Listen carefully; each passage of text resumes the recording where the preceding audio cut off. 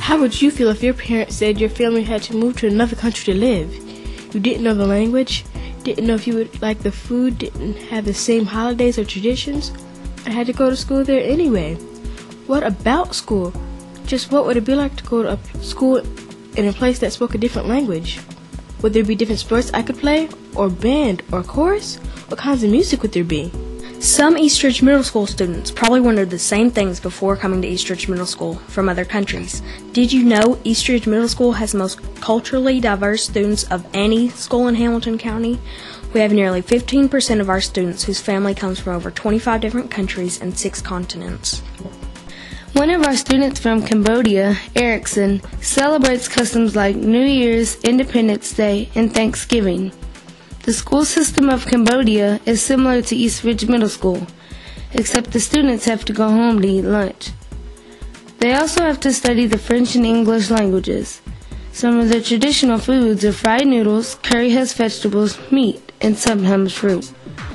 The traditional everyday clothing is the same as ours here in the U.S., except for the parties and celebrations, like Khmer New Year, the most special holiday.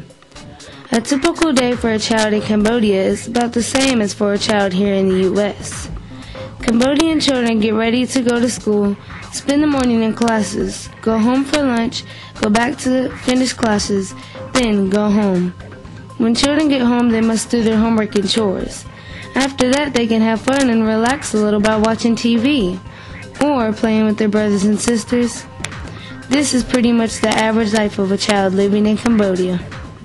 Our only student from Lebanon, Salim, says one custom his family still celebrates is fasting from sunrise to sundown once a year. 2 other customs are having a huge breakfast feast and a sacrifice feast. Not only does he continue to celebrate some of his tradition from Lebanon, but he also celebrates some American customs such as Independence Day, Memorial Day, Thanksgiving, and children's birthdays. The food they eat is similar to what we eat in America. They wear special clothes for Lebanon's Independence Day called folklore uniforms. School life in Lebanon is similar to that of a student in America.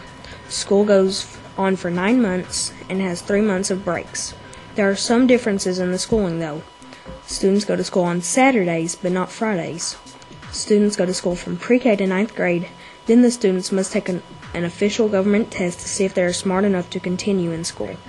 You can have 2 chances to pass this test. If you fail this test twice, you must repeat the 9th grade. Even if your school gives you passing grades, from 10th to 12th grade, you must pass the official government test like in 9th grade. A typical day in a child's life in Lebanon would be getting up and getting ready for school. After school, children would help parents with chores at home, finish any homework, then practice sports or music if child is involved with sports or music. On days off from school, they go to mosque, which is sort of like church, for prayer. Families would also visit relatives, go to movies, and do some of the same things we do on days off in America. It's great to have students from all over the world at our school. Esau is from Africa and is a student here at Eastridge Middle. Having students from other culture helps us understand more about the world. We have learned that even though students come from other parts of the world, we share similarities and feelings.